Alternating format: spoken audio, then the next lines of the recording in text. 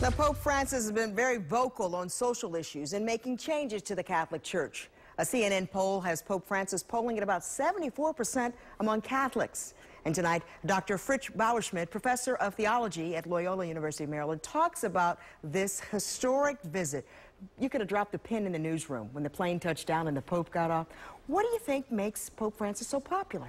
Well, you know, it's kind of hard to say. On paper, his positions are not significantly different from his, at least his two predecessors.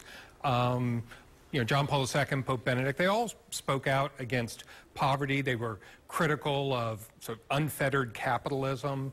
So it's a little bit hard to say, but I think there's, of course, it's more than just what's on paper. There's something about Pope Francis's persona that I think is speaking to people. And I think there are some differences in emphasis. Mm-hmm.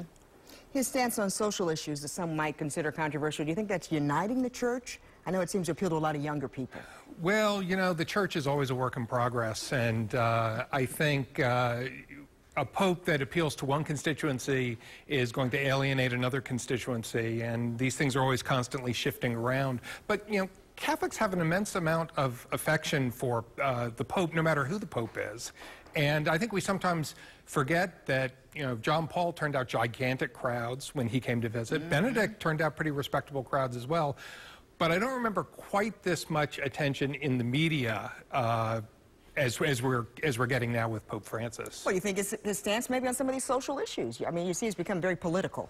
Well, certainly he's addressing issues that are of pressing interest in the United States, right, particularly climate change and immigration. And those, of course, are two big issues, and they're issues on which his position is closer to the position of the Obama administration than it is of some others. So I think we have a temptation to want to see this in terms of our political world and our political cycles. Mm-hmm. But I think we also have to remember, you know, the Pope he's hunting much bigger game than American politics. So we always think about us. We always think we're the center of the world. And the Pope definitely does not think of the United States as the center of the world. Much different than John Paul II, you know, very, very immense popularity for him as well. But I mean, we're just looking at a different time and different issues. Well, certainly as the piece that was just on talked about, you know, John Paul II was in many ways a Cold War Pope, right? We still had the Soviet Union.